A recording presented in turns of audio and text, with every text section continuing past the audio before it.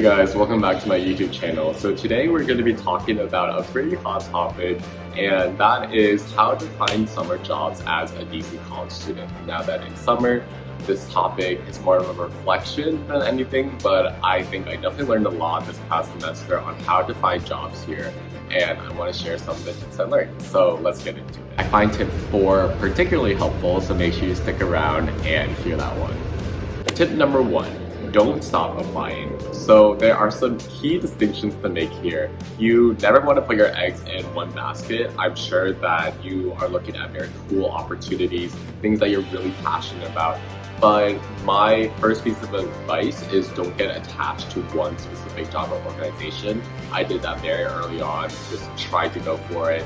And while that was all good, I didn't actually end up getting it. So making sure that you are not limiting yourself, and just because you really want an opportunity doesn't always mean you'll get it. There are a lot of factors that are out of your control. So my advice would be, once you apply for that first job you really like, find 5 other jobs that you might not want as much, but you might as well just continue applying until you get something.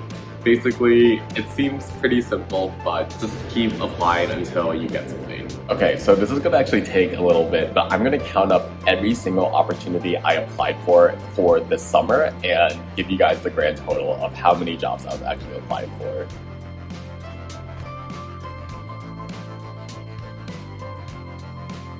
So in total, I applied to 41 different opportunities, and I currently am doing 3 different opportunities.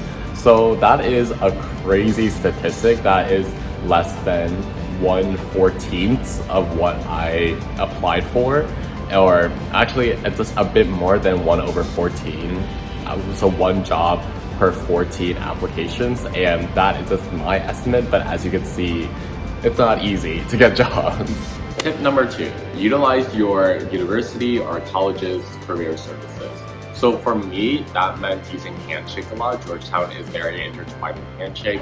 It's a great service where you can tailor how you want to find your employers, your organizations, and also Handshake will continuously provide you opportunities that are within the sectors that you're interested in. So making sure that you're not ignoring these services, but for me personally, Handshake was one I just kept going back to, so I thought I would push that out there to anyone searching right now, because Handshake, especially if your university has a connection with them, will be very helpful, at least in my experience. So here's an example of a Handshake newsletter. As you can see, there are different opportunities. This is a DEI specific newsletter, but this was a great way to just get a better understanding of what was potentially out there. Tip number 3, be open to a lot of different industries.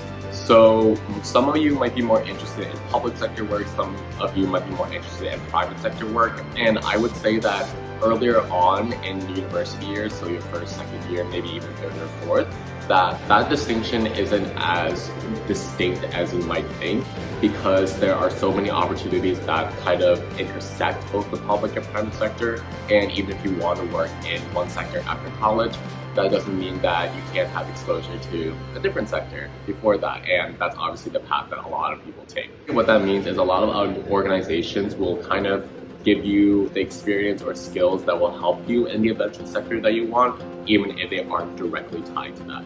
And I can share a bit more of my personal experience on what that looks like. So as I was going through the list of jobs, I saw that I applied to big firms, small firms, nonprofits, for-profits, international, local, all over the place. And again, especially when you're younger in college, that is probably what's going to happen. So unless you are guaranteed a spot in a specific sector, really just broaden your mind to anything related to your interests. Number 4, start applying early. So what I mean by early is at least a semester before the summer. So right in January is when I would recommend you would start looking out there, start putting your name out there. Not necessarily because that means you'll get something in January or February, but that means that if it does come down to April and May and you still don't have something locked down, which was me, you at least have been applying and following up and maybe doing some interviews where you are steadily increasing your chances for getting that job. getting a job, really. So that is definitely something that, again, seems really simplistic, but it's often overlooked. Don't put it off to the last minute. I know it's very tempting because summer seems so far away in January, but really, if you put yourself in the mentality that a semester before is when I should start, you'll definitely be setting yourself up for a lot of success. So I'm looking at my job history, and I started applying in January of 2022, specifically January 10th, and I didn't stop applying to things until April 29th. So that was 4 months of applying, and that doesn't even include like the time it took in May for me to actually like settle into my interviews and then when I actually got accepted to things. So that's crazy, but that just shows you how long it might take. Well, that's all from me. Hope you guys enjoyed this video. I will continue posting these more personal videos going forward. It's still a how-to format, but please let me know if there's any ideas you think that might be of interest. And I post every Sunday, 11 a.m. EST, and I'll see you then. Bye.